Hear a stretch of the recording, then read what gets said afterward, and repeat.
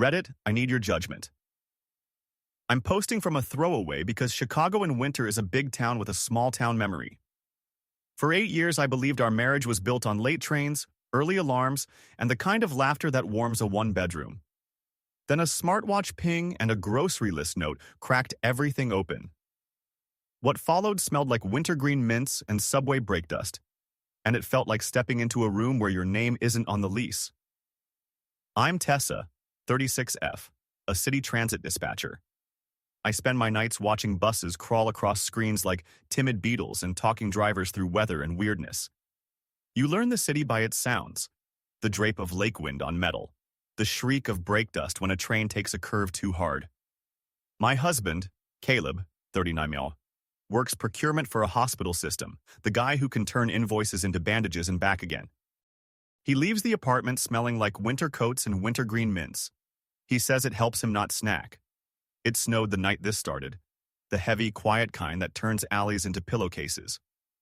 I was off shift because the system was running ghost schedule for a Merrill thing, so I made soup and waited for Caleb to get back from a vendor dinner. His smartwatch sat on the console charging. He'd clipped it there absent-mindedly. At 11:46, it buzzed against the wood and flashed a preview in icy light. Lift drop-off, North Ashland Lofts. The second buzz was stranger.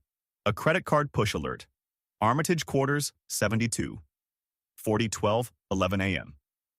The Quarters is a boutique hotel with an elevator that smells like polished brass, a place we've joked about as too nice for people like us. I told myself it was group drinks after dinner. Chicago's full of normal reasons to be near luxury. I picked up his watch to dismiss the glow and saw the fitness widget map draw a slim, red loop around that block-tiny rectangles like a kid tracing a stamp pad. He came in at 1, boots squeaking, breath chewing gum clean. He kissed my temple. Sorry, babe, vendor talk never ends. I hugged him, and even though he smelled like our brand of laundry detergent, there was a metallic whisper underneath, the smell of elevator handrails and winter air. The soup had skinned over. Our apartment felt like a room someone had just left in a hurry. Chicago mornings are mean in January. Radiators hiss with an almost human complaint, and you make bargains with your coat. Denial is easy then. You're already numb. I made oatmeal, packed his lunch, and shoveled the steps while he scraped the car, each of us playing our roles like the script never changed. His breath fogged and smelled faintly of wintergreen when he said, "Long day, I'll be late again." Inventory audit. I work in a room where we log everything: bus, late by 3, train held for medical. So I logged my life. I opened our bank app and saw 3 small charges I never noticed before. Armitage Quarters bar, every other Thursday around midnight. I convinced myself it was a weird line item from hospital events. I set a rule to push me an alert for any quarters charge over $20. Then I put my phone face down like that meant I had boundaries. On my dinner break, I told my coworker Rena, 44F, our union steward with a cackle like a streetcar bell and the patience of a freight conductor, that I was feeling off. She cocked an eyebrow. Off like cold, or off like your man's schedule doesn't match his breath? I hesitated. She slid me a peppermint from her pocket and said, "Do you want comfort or clarity?" "I want to not be a meme," I said, half laughing. "Clarity then," she said. "Seatbelts first. Don't go swinging at air." She tapped the watch on my wrist. Logs don't lie, people do. That night when he texted, "Home late vendor spilled a drink on me, LOL," I pictured the elevator, the red map loop, the wintergreen. I pictured the city's brake dust squeal and told myself I was hearing things. It's wild how much you can hide under the noise of a radiator. 2 nights later, he fell asleep on the couch under the quilt. My aunt made the one with leftover cotton squares that feel like memory. His phone buzzed against the cushion. I didn't go hunting. It lit the room itself. Instagram. A green ring around a story. Close friends tagged with a handle I didn't know. Ashland quiet. The thumbnail was an elevator mirror. It happens in an instant, that tilt. You are a person who minds your business, and then you are a person who has to mind your life.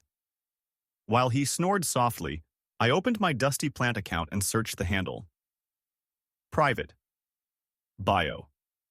North side, warm light, late soups. The followers list showed two people I recognized. Caleb and a woman named Ray, who we sometimes see at our corner coffee shop at weird hours, the one who orders soup for breakfast and tips like she owns the place. I requested to follow with my plan account and got the spinning pending circle that felt like a dare. I checked our groceries note because I needed to think of something boring. Tucked 2 pages over was a list with times and abbreviations and a line that said, spare charger in coat lining. The document title was Grocery Alt. I clicked the little caret. The previous version had a different title, Wolf Lineups. A City Dispatch part of me filed that away. In the morning, I said, we're low on coffee. He laughed and popped a mint. I'll get it on Ashland, the good beans. He was bright, boyish, and just a cilantro leaf left of normal. It looked like innocence because my eyes wanted the world to be the version where I kept my apartment. At work, the sky hung iron gray, the kind that drops snow like a decision. I DM'd Rena. I have a handle, Ashland Quiet, green ring, elevator mirror. She wrote back, that's a clue, not a verdict. Get receipts, then decide if you want to burn or build. Rena came by my console during the dead hour when buses run on faith and rock salt. She set down a thermos of chamomile and said, talk. I told her about the hotel charges, the elevator story, the weird split grocery note. She listened and then gave me homework like a benevolent drill sergeant. Set up credit alerts for any hotel charge, she said. Pull your car's GPS OnStar will give you a history for your login. Don't touch his stuff. Document timestamps. Do not dream a whole story with no paper, and do not confront alone. Gaslighters win halftime shows. I don't think he's... I started. She raised a palm. I hope you're right, but if you're wrong, I'm your witness. I've got a teenage son and 1,000 drivers who lie to me about overtime. I know the contour of a fib. She grinned to soften it. Plus, I'm nosy. When my shift ended, I sat in the break room with my laptop and opened the car app. GPS breadcrumbs don't have feelings. The screen lit with little pins. North Ashland Lofts, Tuesdays and Thursdays, midnight-ish, for the past 6 weeks. The route home always went past the Armitage Quarters bar. It was a neat Venn diagram of nope. I went home, turned off the apartment lights, and watched the snow catch glow from the street lamps. Our neighborhood smells like fried dough and bus brakes, comfort and complaint together. I brushed Caleb's coat in the closet to hang it better and felt something stiff in the lining, a rectangular bruise of an object. I didn't fish. I took a photo of the seam. When he came in, I said, "You smell like metal." "Elevator at the vendors," he said. Classic. He kissed me like a man trying to QA a lie. On Thursday, the alert flashed. Armitage Quarters, Bar 68, 12:17 a.m. The GPS pin sat on Ashland. Rena texted, "I'm parked outside. If you go with a buddy." I put on my boots and the hat that makes me look like an extra from a snowplow commercial and met her downstairs. The quarters lobby was a softened cube of gold. People in coats I could never afford pretended to gaze at art to avoid each other's eyes. The elevator doors shone like coins. It smelled like the inside of a new purse. Leather, polish, a whiff of citrus. Rena approached the bar like it owed her alimony and ordered hot water to justify the stool. We kept our backs to the room and our reflections in the brass. At 12:26, Caleb crossed the lobby with his shoulders slightly tucked. His blend don't advertise walk. A woman in a knitted hat walked with him, laughing behind her scarf. Ray from the coffee shop. She touched his sleeve. The gesture was proprietary and practiced. They stood near the elevator and exchanged a small object. Something the size of a deck of cards, black and smooth. Spare charger, my brain thought, but the shape said phone. He slipped it inside his coat, tapped his chest, made a tiny box-shaped pat. The elevator slid open. They stepped in. The doors made that polite kiss sound that feels like a cut. Rena put her hand on my forearm. "Do we go?" she whispered. "We don't chase," I said, surprising myself. "We collect." The bartender, kind-eyed and 40, refilled Rena's hot water and said, Hiding from a reunion, Rena smiled. From a story we're not in, she replied. When they came back down 40 minutes later, Caleb looked like a man carrying a thought he liked. Ray's knit hat was jammed deeper. Her cheeks were radio red. Caleb stepped outside to call a car. Ray took a photo in the elevator mirror, coral nails flashing as she made a peace sign. The green ring on my plant account flicked alive 2 minutes later. Ashlyn quiet, warm light. Elevator mirror, 2 cups of soup on a tray. I took a screenshot with the little green badge and time and saved it to seatbelts. We followed the footprints only enough to see the lift arrive. Rena memorized the last 4 of the plate, the way dispatchers memorize bus IDs when something goes sideways. I confronted in daylight. Rena sat at the table with a Sudoku, present but not in the way. I laid out the bank alerts, the GPS pins, the screenshot of the green ring story, and the elevator mirror. I need the truth, I said. Not performances. Do you want this marriage? Or do you want a parallel life on Ashland? Because the map says you already chose. Caleb didn't look at the paper. He looked at Rena like I'd invited the principal to a teenage lie. He kept his voice gentle, which somehow made me want to throw something. Tess, he said, this is a lot. You went through my accounts? This is controlling. You know I've been under pressure at work. We're auditing. I meet vendors in the quarters bar because it's quiet. Ray, her name is Ray. Yes, she's a project manager for their logistics. That's why my phone shows we follow each other. I can't believe you would ambush me with your shop steward like I'm a suspect. Rena didn't look up from her Sudoku. I'm just a woman doing a puzzle, she said. But I have eyes. He caught my hand. His palm was warm and mint clean. We've been drifting, he said softly. You're always working nights. I'm always somewhere else. I miss us. If you had asked me instead of compiling, we could have fixed it. You can try to make me the villain of your calendar, I said, because I'd practiced in the mirror. But the math on the page is yours. He pulled back and chose another tactic. You want to know what that object was? A data jumper. For transferring files without network risk. I told you, contracts. The photo in the elevator? People take photos of everything. You can crop any truth into a lie. Rena set down her pencil. And your coat lining? She asked mildly. What about it? He snapped. You should sew it better, she said. Good liars are good tailors. Caleb stood so fast the chair skidded. I can't do this, he said. When you calm down, call me. He grabbed his coat, patted the place over his heart where the rectangular bruise lived, and left. The door thudded like a fist. I breathed in the radiator's tinny hot smell until the room stopped doubling. Rena rubbed my back. He plays the long game, she said. Do you want to see the thing in the lining, or do you want to keep a little air for the next blow? Both, I said, and she nodded, because of course. When someone's lie clicks into place, it doesn't feel like victory. It feels like gravity. While Caleb showered the next morning, I sewed a conversation with myself and then unpicked the seam in his coat. Inside, snug and silent, sat a second phone. Not a burner, exactly. Too nice for that. Clean case, no stickers, the antiseptic blankness of a life left out in the open because it's never seen daylight. I put it on the table as he came out, hair wet, mints in his mouth. He froze for a fraction of a second, then smiled like a salesman. Oh, he said lightly, a work phone, for secure vendor comms. It vibrated. Signal. A preview. Kale. Soup at noon? Okash. The icon was a small black wolf silhouette. My fingers shook as I swiped.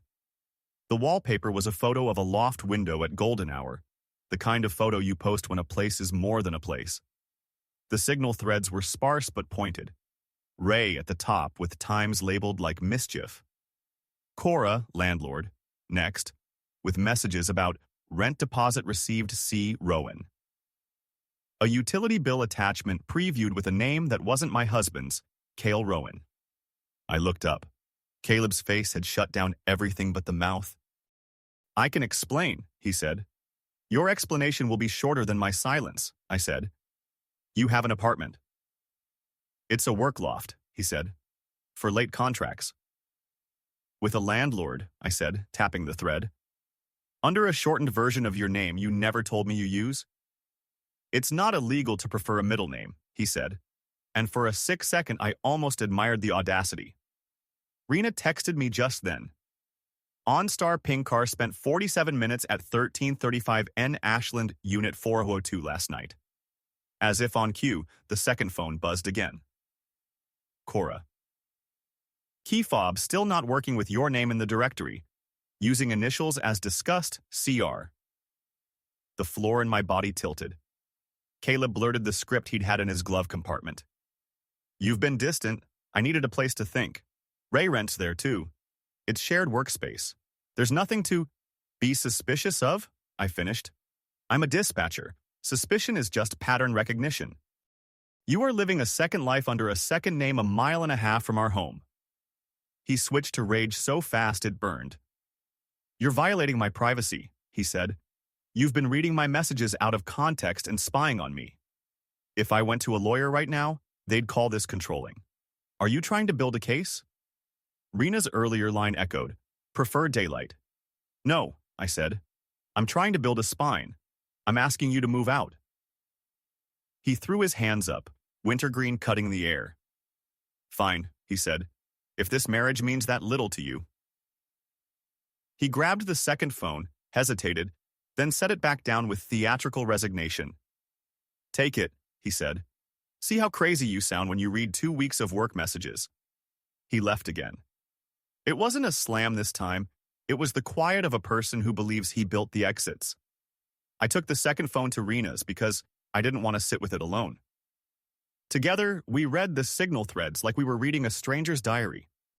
There were grocery lists with 2 kitchens worth of staples, rent reminders, jokes about the wolf pack, apparently a dinner club, and photos of soup bowls on windowsills I'd never seen. There were also calendar screenshots with entries named things like Quiet Day CR. It wasn't graphic. It didn't need to be. Intimacy has a smell. And on that phone, it smelled like steamed rice and floor cleaner and a cat I didn't know he liked. I called the number for Cora, landlord, from my own phone because I wanted my name attached to my voice. Hi, I said. This is going to be awkward. I'm Cale Rowan's wife. Silence. Then a cautious, oh. I'm not here to scream, I said, steady. I need you to confirm whether he is on a lease at 1335 N Ashland, Unit 402. I can't give out tenant information, she said, default professional. I understand, I said. But if someone is committing tenant fraud using an alias, your building might need to know. I'll wait. She exhaled. He's month to month, she said finally. The fob is under initials for privacy. Some tenants want it that way. He said he works nights. He has a cat. My eyes stung. A cat. Silver Tabby, she said, softer now. He calls him brother. Caleb had always said he didn't have the time or stomach for pets, that it wasn't fair with our schedules. I thought of the tiny cat beds I scroll past because they look like boats for mice. Thank you, I said. That's all. Rena squeezed my knee. You okay? That word has no meaning in this apartment, I said, not unkindly. We drove to the building in daylight because I wanted the truth under the sun. It was one of those rehabbed lofts with plants in the lobby and a corkboard where people pin yoga instructors and lost keys. The air smelled like lemon cleaner and wet wool. I pressed Force 2 on the intercom. A woman's voice answered, musical and unafraid. Hello. Package for Cale, I lied. The buzzer sounded. We didn't go up. We watched through the glass as a silver tabby padded down the hall, curious as gossip. He put his paws on the door and blinked at me like I was late. Behind him, a coat rack held my husband's other life beanies, a scarf I'd never seen, a coat that looked like the twin of the one he wears home to me. On the mail table sat an envelope addressed to C. Rowan. I took a photo through the glass. Rena whispered, You have enough. Don't eat the whole poison apple. We left. I went home and opened every window, letting the cold pound the rooms until our plants shrank their shoulders. The apartment smelled like iron and neighborhood bread and the honest cold of Lake Michigan. I put the second phone in a shoebox with our lease and my passport. I didn't set fire to anything. I called a lawyer whose office smells like paperclips and lemon. I gave her the seatbelts folder and the phone. She didn't gawk. She made lists. Temporary separation, she said. Financial holds on joint accounts. A letter to his employer, in case he's listed as married under one name and living under another. Those HR forms matter. We'll notify the building to remove you from liability for anything under the alias. And this is important. We'll preserve the second phone's contents with a proper extraction so no one can claim you tampered. I signed papers. I filed a change of password on everything that was mine. I left a box of his things by the door, labeled Caleb Not Kale, and texted him through the lawyer. Please arrange pickup through council. Do not use your key after tonight. He replied with the expected barrage. You're overreacting. This is cruel. You always hated the North Side. I was going to tell you. Then the flip to victim. I'm scared of you when you're like this. I didn't answer. I emailed Cora a copy of the letter from my lawyer stating I was not party to any lease under the alias. I CC'd the building manager. I didn't mention the cat. I'm not an animal punisher. My beef isn't with brother. I also wrote a short, boring note to the hospital HR. There appears to be a discrepancy in employee records versus external lease documentation for my spouse. For clarity and benefits and emergency contact, please update his marital status and name usage to match legal documents on file. All future correspondence should also go to counsel. No adjectives, no story. Paper is a colder justice, but it sticks. Edit. A few friends have asked if I told Ray. I did not go through the front door of drama. I sent her one text. Please remove me from your close friends list by removing my spouse. Any further contact should go through counsel. 10 minutes later, Ashland Quiet went private and scrubbed its followers. In the morning, the account was gone. Caleb's mother called to say I was being theatrical. I told her about the cat. She went quiet like a stage going to black. The city hasn't changed. Buses still drag their bellies through slush. The train still screams through curves with that brake dust metal smell I now associate with truth, not dread. Wintergreen mints are still for sale at every register. I can walk past them and not feel my chest seize. That's its own miracle. We are separated. The lawyer calls what we're doing calm combustion. Caleb moved into the loft on his real lease with his real name, according to Cora, and sent a long email about space to think and wanting different versions of himself. I read it in my kitchen while the radiator rattled. I wrote back 3 sentences. I hope you become honest with yourself at least. I won't be auditioning for your parallel life. Please direct any further communication about finances to counsel. Rena brings me soup sometimes and sits on my couch while the plants lean toward whatever thin winter light limps into our windows. She never says, you're strong. She says, you're steady. It lands better. The twist I didn't see wasn't that he cheated. Plenty of Reddit has that plot. It was that he loved himself in 2 different grammars and thought he could conjugate me into both. It turns out a person can curate a secret life like an Instagram grid green ring. Warm light, late soups, and still come home mint clean, ready to kiss a forehead and call it a day. My lessons feel like things you write on index cards for a younger cousin. Prefer daylight. Paper beats performance. If someone builds a second identity, they'll try to make your sanity the price of admission. The sensory truths matter. Wintergreen on a tongue that always lies about where it's been. Brake dust shrieking honestly no matter the curve. I kept a small thing from his coat, the thread I snipped, not the phone. It's just a dull blue bit of fabric, the color of the January sky above the lake when the sun breaks for 8 minutes at noon. I taped it in the back of my notebook with a date. Not an altar. A record. I want to tell you I'm happy already, but I'm not a magician. I am, however, breathing in my own apartment without listening for an elevator. I'm rebuilding room by room, a new mug that isn't heavy at the handle, a rug that doesn't remember his boots, plants repotted in soil that actually drains. Small, boring, mine. If you need a verdict info, YTA, NTA, decide as you like.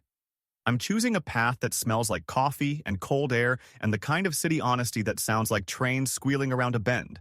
Loud, undeniable, announcing itself the whole way. I'm not stepping into any more rooms where my name isn't on the lease.